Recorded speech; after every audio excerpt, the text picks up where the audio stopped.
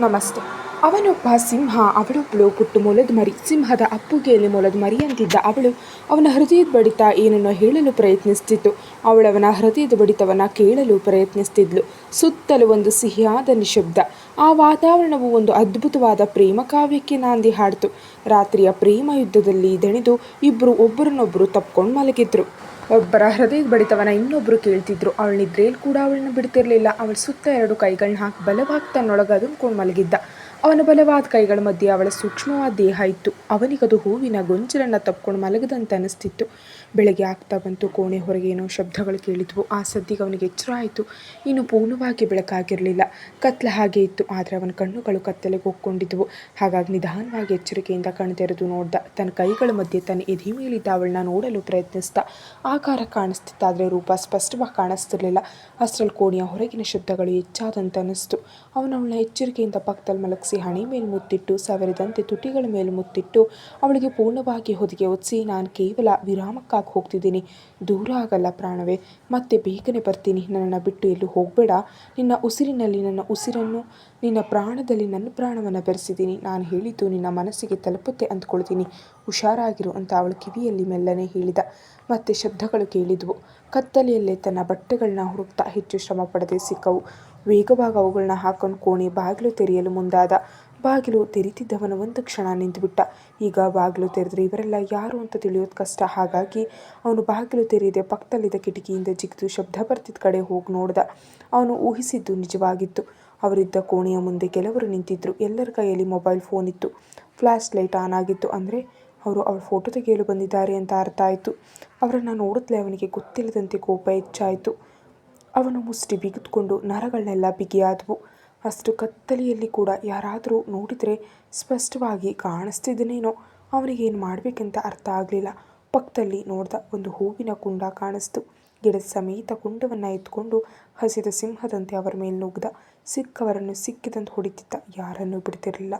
Photo ತೆಗೆಯೋ ಆ ಯೋಚನೆಗೆ ಅವನ ರಕ್ತ ಕುದೀತಿತ್ತು.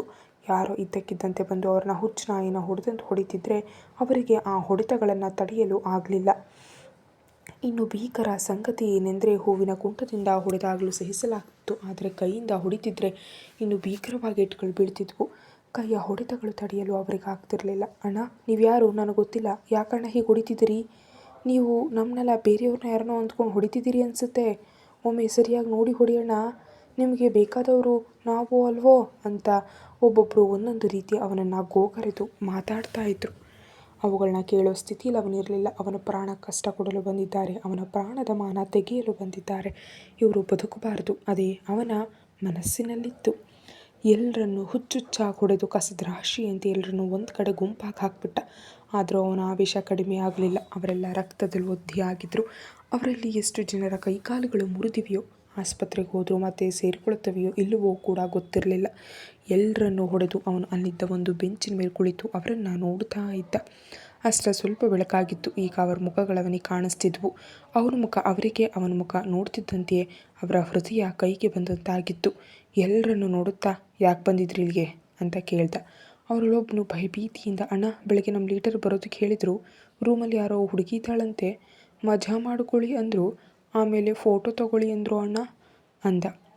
ಅಷ್ಟೇ. ಆ ಮಾತಿಗೆ ಅವನ ಕೋಪ ಮತ್ತಷ್ಟು ಹೆಚ್ಚಾಯಿತು. ಇನ್ನೊಂದು ಸುತ್ತು ಹುಚ್ಚು ನಾಯಿ ಹೊಡೆದಂತೆ ಹೊಡೆದ. ಅವರಿಗೆ ಅರ್ಥ ಆಯಿತು, ಅವನು ಹುಡುಗಿಯ ವಿಷಯಕ್ಕೆ ಹೊಡಿತಿದ್ದಾನೆ ಅಂತ.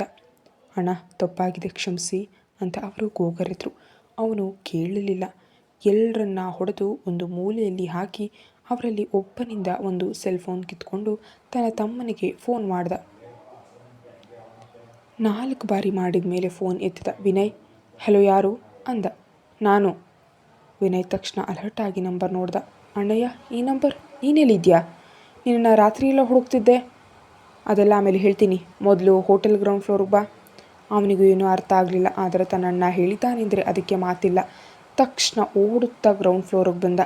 ಅವನು ಹೇಳಿದ ಜಾಗಕ್ಕೆ ಬಂದು ಅಲ್ಲಿ ಎಲ್ಲವನ್ನ ನೋಡಿ ಆಶ್ಚರ್ಯಪಟ್ಟ. ಟೇಬಲ್ ಮೇಲೆ ದರ್ಪದಿಂದ ಕುಳಿತಿದ್ದ ತನ್ನ ಅಣ್ಣ, ಅವನ ಕೆಳಗೆ ಸುಮಾರು 20 ಜನ ರಕ್ತದ ಮಡುವಿನಲ್ಲಿ ಬಿದ್ದಿದ್ರು. ಏನಾಯಿತು? ಇವರೆಲ್ಲ ಯಾರು ಅಂತ ವಿನಯ್ ಕೇಳ್ದ. ಕೆಲವು ಜರ್ನಲಿಸ್ಟ್ಗಳು, ಕೆಲವು ರೌಡಿಗಳು. ಅರ್ಥ ಆಗಲಿಲ್ಲ ಅಣ್ಣಯ್ಯ. ಆಮೇಲೆ ಹೇಳ್ತೀನಿ. ಆದರೆ ಇವರಲ್ಲಿ ಒಬ್ಬನೂ ಕೂಡ ನನಗೆ ಕಾಣಿಸ್ಬಾರ್ದು. ಏನು ಮಾಡ್ತೀಯೋ ಮಾಡು, ಏನೋ ದೊಡ್ಡದ್ದೇ ಆಗಿದೆ ಅಂತ ಅವನಿಗೆ ಅರ್ಥ ಆಯಿತು. ವಿನಯ್ ತಕ್ಷಣ ಸೆಕ್ಯೂರಿಟಿಗೆ ಫೋನ್ ಮಾಡಿ ಅವರೆಲ್ಲರನ್ನ ಅಲ್ಲಿಂದ ಕಳಿಸ್ದ. ಈಗ ಇಬ್ಬರೇ ಉಳಿದಿದ್ರು. ಅವನನ್ನು ಸೂಕ್ಷ್ಮವಾಗಿ ನೋಡ್ತಾ, ಏನಾಯ್ತಣ್ಣಯ್ಯ ಅಂದ. ಒಮ್ಮೆ ತನ್ನ ಹಿಂದಿದ್ದ ಕೋಣೆಯನ್ನು ನೋಡ್ದ. ತಮ್ಮನೊಂದಿಗೆ ಒಳಗೆ ಹೋಗಲು ಅನ್ನಿಸ್ಲಿಲ್ಲ. ಅವನು ಹೊರಗು ಜಿಗಿಯುವಾಗ ಕಿಟಕಿಗಳನ್ನ ಮುಚ್ಚಿದ್ದ. ಹಾಗಾಗಿ ಹೊರಗಿನಿಂದ ಕೋಣೆಯನ್ನು ಲಾಕ್ ಮಾಡಿ, ಕಂದಮ್ಮ ನೀನು ರೆಸ್ಟ್ ಮಾಡು, ಮ್ಯಾಟರ್ ಸೆಟಲ್ ಮಾಡಿ ಬರ್ತೀನಿ ಅಂತ ಮನಸ್ಸಿನಲ್ಲೇ ಅಂದುಕೊಂಡು ಬಾ ಅಂತ ತಮ್ಮನನ್ನು ಕರ್ಕೊಂಡು ಹೊರಟು ಹೋದ. ಇವರಿಬ್ಬರು ಸೆಕ್ಯೂರಿಟಿ ಬಳಿಗೆ ಹೋಗುವಷ್ಟರಲ್ಲಿ ಸೆಕ್ಯೂರಿಟಿ ಮತ್ತೊಂದು ಸುತ್ತು ಪೂರ್ತಿ ಮಾಡಿದ್ರು. ಏನಾದರೂ ಹೇಳಿದ್ರಾ ಅಂತ ಅವನು ಕೇಳ್ದ. ಏನಿಲ್ಲ ಸರ್, ಇವರೆಲ್ಲ ದುಡ್ಡಿಗಾಗಿ ಕೆಲಸ ಮಾಡುವವರು. ಓಹ್, ಇನ್ನೂ ಅಂತ ಅವನು ಕೇಳ್ದ. ವಿನಯ್ ನಡೆಯುತ್ತಿರೋದನ್ನು ಖಾಲಿ ಮನಸ್ಸಿನಿಂದ ನೋಡ್ತಿದ್ದ. ಅವನಿಗೇನು ಅರ್ಥ ಆಗ್ತಾ ಇರಲಿಲ್ಲ. ಜರ್ನಲಿಸ್ಟ್ಗಳಿಗೆ ಫೋನ್ ಮಾಡಿ ನೀವು ಊಹಿಸಿದ ಸುದ್ದಿ ಸಿಗುತ್ತೆ ಹೋಗಿ ಅಂದ್ರಂತೆ.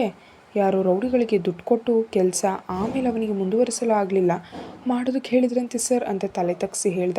ಸೆಕ್ಯೂರಿಟಿ ಇನ್ಚಾರ್ಜ್ ರಾಬರ್ಟ್ ಅವನಿಗೆ ತುಂಬ ನಂಬಿಕಸ್ಥನಾಗಿದ್ದ. ಅವನು ಅವರೆಲ್ಲರ ಕಡೆ ಒಂದು ನೋಟ ಬೀರಿ ಇವರಲ್ಲಿ ಯಾರು ಬದುಕಬಾರ್ದು ಅಂತ ಹೇಳಿ ಹೊರಟು ಹೋದ. ಹಿಂದೆ ಕೂಗು, ಕಿರುಚಾಟ ಮತ್ತು ಹಾಹಾಕಾರಗಳು ಕೇಳಿದ್ವು. ವಿನಯ್ ಅವನ ಹಿಂದೆಯೇ ಬಂದ. ಅಣ್ಣಯ್ಯ, ಇದೇನು, ಏನಾಯಿತು? ನಾನು ಫೋನ್ ಬೇಕು ಅಂದ. ನೀನು ಮರ್ತಿದೀಯಾ ಅಂತ ಮೇಲೆ ನಿನ್ನ ಸೂಪ್ನಲ್ಲಿ ಇಟ್ಟಿದ್ದೀನಿ. ಹಾಂ ಎನ್ನುತ್ತಾ ಮುಂದೆ ನಡೆದ. ಅಣ್ಣಯ್ಯ ನಿಲ್ಲು, ಒಂದು ನಿಮಿಷ, ನಾನು ಹೇಳೋದನ್ನು ಕೇಳು. ಇಷ್ಟು ಜನ ಅಂದರೆ ಕಷ್ಟ, ಏನಂದ್ಕೊಂಡಿದೀಯಾ? ಯೋತ್ಸು. ಒಂದು ಕ್ಷಣ ತಮ್ಮನ ಕಡೆ ನೋಡಿ, ಅವ್ರ ಜೀವನದಲ್ಲಿ ಮತ್ತೆ ಯಾವುದಕ್ಕೂ ಉಪಯೋಗಕ್ಕೆ ಬಾರದ ಹಾಗೆ ಮಾಡಬೇಕು ಅಂತ ಹೇಳಿ ಹೊರಟು ಹೋದ. ವಿನಯ್ಗೆ ಎಲ್ಲವೂ ಗೊಂದಲಮಯವಾಗಿತ್ತು. ಇಂತಹ ಭೀಕರ ನಿರ್ಧಾರವನ್ನು ಯಾಕೆ ಕಾರ್ಯಗತಗೊಳಿಸೋದು? ಆದರೆ ಅವನು ಹೇಳಿದಾನೆಂದರೆ ತಪ್ಪದೆ ಮಾಡಲೇಬೇಕು. ತಕ್ಷಣ ಸೆಕ್ಯೂರಿಟಿ ಬಳಿಗೆ ಹೋಗಿ ತನ್ನ ಅಣ್ಣ ಹೇಳಿದ್ದನ್ನು ಹೇಳಿದ. ಕೇಳ್ತಿದ್ದ ರಾಬರ್ಟ್ ಆಘಾತಕ್ಕೊಳಗಾದ. ಆದರೆ ಅವರಿಗೆ ಬೇರೆ ದಾರಿ ಇರಲಿಲ್ಲ ಹೇಳಿದ್ದನ್ನು ಮಾಡೋದು ಬಿಟ್ಟು. ಹಾಗಾಗಿ ಎಲ್ಲರನ್ನು ಕಾರ್ನಲ್ಲಿ ಕರ್ಕೊಂಡು ಹೊರಟು ಹೋದರು. ಅಷ್ಟೊತ್ತಿಗಾಗಲೇ ಬೆಳಕಾಗಿತ್ತು. ಕೋಣೆಯಲ್ಲಿದ್ದ ಅವಳಿಗೆ ಮಂಪರು ಇಳಿಯಲು ಶುರುವಾಗಿತ್ತು. ಅವಳು ನಿಧಾನವಾಗಿ ಕಣ್ಣು ತೆರೆದು ಸುತ್ತಲೂ ನೋಡಿದ್ಲು. ಎಲ್ಲವೂ ಹೊಸದಾಗಿತ್ತು. ತನ್ನ ಕೋಣೆಯಂತೆ ಇರಲಿಲ್ಲ. ಸುತ್ತಮುತ್ತಲಿನ ಪರಿಸ್ಥಿತಿಗಳನ್ನ ಅರ್ಥ ಮಾಡಿಕೊಳ್ಳಲು ಪ್ರಯತ್ನಿಸ್ತಿದ್ಲು. ಏನೂ ಅರ್ಥ ಆಗ್ತಿರಲಿಲ್ಲ. ಆದರೆ ನಾನೆಲ್ಲಿದ್ದೀನಿ ಅಂದ್ಕೊಳ್ತಾ ನಿಧಾನವಾಗಿ ಮೇಲಿದ್ಲು. ದೇಹ ಎಲ್ಲ ಒಂದೇ ನೋವು, ಹಸಿಗಾಯವಾದಂತಾಗಿತ್ತು. ಯಾಕೆ ಅಂತ ಅವಳಿಗೆ ಅರ್ಥ ಆಗಲಿಲ್ಲ. ಮೈ ಮೇಲಿದ್ದ ಹೊದಿಕೆ ಜಾರಿ ಬಿತ್ತು. ತನ್ನಂತ ನೋಡ್ಕೊಂಡು ಆಘಾತಗೊಂಡ್ಳು. ಮೈ ಮೇಲೇನು ಇಲ್ಲದೆ ಏನು ನಡೆದಿದೆ ಅಂತ ಊಹಿಸಲು ಹೆಚ್ಚು ಸಮಯ ಬೇಕಾಗಲಿಲ್ಲ. ಆ ನೋವು ಯಾಕೆ ಅಂತ ಅರ್ಥ ಆಯಿತು. ಮುಖ್ಯವಾಗಿ ಜನನಾಂಗಗಳ ಬಳಿ ಮನಸ್ಸು ಮತ್ತು ದೇಹವನ್ನು ವಶಕ್ಕೆ ತೆಗೆದುಕೊಂಡು ಸುತ್ತಲೂ ನೋಡಿದ್ಲು. ಕೋಣೆಯಲ್ಲಿ ಹೆಚ್ಚು ಬೆಳಕಿರಲಿಲ್ಲ. ಗಾಳಿ ಬಾಗಿಲಿನಿಂದ ಬೀಳ್ತಿದ್ದ ಬೆಳಕು ಚಲ್ಲಾಪಿಲ್ಲಿಯಾಗಿ ಬಿದ್ದಿದ್ದ ತನ್ನ ಬಟ್ಟೆಗಳು ಕಾಣಿಸಿದ್ವು. ಅಷ್ಟರಲ್ಲಿ ಯಾರೋ ಬರ್ತಿರೋ ಹೆಜ್ಜೆ ಶಬ್ದ ಕೇಳಿಸ್ತು. ಬಾಗಿಲು ತೆರೆದಿರುವಂತೆ ಕಷ್ಟದಲ್ಲಿದ್ದ ದೇಹ ಸಹಕರಿಸ್ತಿದ್ದರು. ಒಂದೇ ರಭಸಕ್ಕೆದ್ದು ಬಟ್ಟೆಗಳನ್ನ ತೆಗೆದುಕೊಂಡು ಹಾಕೊಂಡ್ಳು. ಅವರು ಒಳಗೆ ಬರುವಷ್ಟರಲ್ಲಿ ಗೋಡೆಯ ಹಿಂದೆ, ಪರದೆಯ ಹಿಂದೆ ಹಡಗು ನಿಂತಳು. ಏಕೆಂದರೆ ಸಂಪೂರ್ಣವಾಗಿ ಬಟ್ಟೆ ಹಾಕ್ಕೊಂಡಿರಲಿಲ್ಲ. ಸೀರೆಯನ್ನು ಮೈಗೆ ಸುತ್ತಕೊಂಡಿದ್ಲು. ಉಳಿದವುಗಳನ್ನ ಕೈಯಲ್ಲಿ ಹಿಡಿದುಕೊಂಡಿದ್ಲು. ಒಳಗೆ ಬಂದವರ ಧ್ವನಿ ಕೇಳಿ ಅವಳು ಆಶ್ಚರ್ಯಪಟ್ಳು. ಆ ಧ್ವನಿಗಳು ಗುರುತಿಸಲು ಪ್ರಯತ್ನಿಸ್ತಿದ್ಲು. ಇನ್ನು ಪೂರ್ಣವಾಗಿ ಮಂಪರು ಇಳಿದಿರಲಿಲ್ಲ. ಯಾವುದೋ ಇಲ್ಲೂ ಕಾಣಿಸ್ತಿಲ್ಲ ಎಂದಳು ಬಂದಿದ್ದ ಮಹಿಳೆ. ಇಲ್ಲೇ ಇರ್ತಾಳೆ ನೋಡು ಅಂದ ಅವನು. ಇಲ್ಲ ಅಂತ ಅಂದ್ಲು ಅವಳು. ಅವನು ಕಿಟಕಿಯಿಂದ ತಳ್ಳಿದ. ಅದು ತೆರೆದುಕೊಂತು. ಹಾಗಾದರೆ ನಡೆದಿದ್ದನ್ನು ನೋಡಿ ಕಿಟಕಿಯಿಂದ ಜಿಗಿದು ಓಡಿ ಹೋಗಿದ್ದಾಳೇನೋ. ಅಷ್ಟೇ ಅಂತೀಯಾ? ಖಂಡಿತ. ಅಂದರೆ ನಡೆದಿದ್ದನ್ನು ತಿಳಿದು ಹೃದಯ ಒಡೆದು ಸಾಯೋದಕ್ಕೆ ಹೋಗಿದ್ದಾಳೆ. ಖಚಿತವಾಗಿ ನಡೆದಿದೆ ಅಂತೀಯಾ? ನಾವು ವ್ಯವಸ್ಥೆ ಮಾಡಿದವನು ಯಾವ ಥರದವನು? ಇಂತಹ ಕೆಲಸಗಳಲ್ಲಿ ಎಕ್ಸ್ಪರ್ಟ್ ಅವನು. ಮಾಡಿದಾನೆ ಅಂತೀಯಾ? ಅಷ್ಟೊತ್ತಿಗಾಗಲೇ ಕೋಣೆಯಲ್ಲಿ ಚೆನ್ನಾಗಿ ಬೆಳಕು ಬಂದಿತ್ತು. ಅಷ್ಟು ಅನುಮಾನ ಯಾಕೆ? ಅಲ್ಲಿ ನೋಡು, ಬೆಡ್ ಮೇಲೆ. ಏನಿದೆ ಬೆಡ್ ಮೇಲೆ ಅಂತ ಕೇಳಿದ್ಲು ಅವಳು. ಸರಿಯಾಗಿ ನೋಡು, ರಕ್ತದ ಕಲೆ ಕಾಣಿಸ್ತಿಲ್ವಾ? ಅಂದರೆ ಖಂಡಿತ ನಡೆದಿದೆ. ಅದು ಅಲ್ಲದೆ ಅವನಿಗೆ ಸೇಫ್ಟಿ ಕೂಡ ಉಪಯೋಗಿಸ್ಬೇಡ ಅಂದಿದ್ದೆ. ಅಂದರೆ ಅಂತ ಆಶ್ಚರ್ಯದಿಂದ ಕೇಳಿದ್ಲು. ಅಂದರೆ ನಾವು ಅಂದ್ಕೊಂಡಿದ್ದು ಆಗಿದೆ ಅಂತ ನಿರಾಶೆಯಿಂದ ಹೇಳಿದನು ಅವನು. ಯಾಕೆ ನಿರಾಶೆ ಪಡ್ತೀಯಾ ಅಂತ ಕೇಳಿದ್ಲು ಅವಳು. ಬೇರೆ ಯಾರನ್ನೋ ಆ ಅಂದವನ್ನು ಎದುರು ನೋಡುವಂತೆ ಬಿಟ್ಕೊಟ್ಟಿದ್ದೀನಿ ಅಂದ ಅವನು. ನಮಗೆ ಬೇಕಾಗಿರೋದು ಅಂದ ಅಲ್ಲ, ಅರ್ಥ ಆಯ್ತಲ್ವಾ ಅಂದ್ಲು ಅವಳು. ಅದಕ್ಕಾಗಿಯೇ ತಾನೇ ಬಾಯಿ ಮುಚ್ಕೊಂಡಿದ್ದೀನಿ. ಸರಿ ಬಾ, ಈ ಸಂಭ್ರಮವನ್ನು ಆಚರಿಸೋಣ ಅಂತ ಅವಳು ತುಂಬ ಸಂತೋಷದಿಂದ ಹೇಳಿದ್ಲು. ಕೆಲವು ಕ್ಷಣಗಳು ಮಾತುಗಳಿರಲಿಲ್ಲ. ಮುತ್ತಿಡ್ತಿರೋ ಶಬ್ದ ಕೇಳಿಸ್ತು. ಏನು ನಡೀತಿದೆ ಅಂತ ಅವಳು ಊಹಿಸಿದ್ಲು. ಹೊರಗೆ ಹೋಗ್ತಿರೋ ಹೆಜ್ಜೆ ಶಬ್ದಗಳು ದೂರವಾದವು. ಅವ್ರ ಮಾತುಗಳನ್ನ ಕೇಳಿದ ಮೇಲೆ ಅವಳ ಮಂಪರು ಸಂಪೂರ್ಣವಾಗಿ ಇಳಿದು ಹೋಯಿತು. ಆ ಧ್ವನಿಗಳು, ಆ ಮಾತನಾಡಿದವರು ಅವಳು ಪೂರ್ಣವಾಗಿ ಗುರುತಿಸಿದ್ಲು. ಅವರು ತನ್ನ ಪತಿ ಮತ್ತು ತನ್ನ ತಂಗಿ, ಅಂದರೆ ಮಲತಾಯಿಯ ಮಗಳು, ಅಂದರೆ ಇವರು ಅವಳ ಮೇಲೆ. ಆ ನಂತರ ಅವಳೇನನ್ನು ಊಹಿಸಲು ಆಗಲಿಲ್ಲ. ಕಣ್ಣುಗಳಿಂದ ನೀರು ಧಾರೆ ಧಾರೆಯಾಗಿ ಹರಿಯಿತು. ಕತೆ ಮುಂದುವರಿಯುತ್ತೆ. Thank you so much for watching.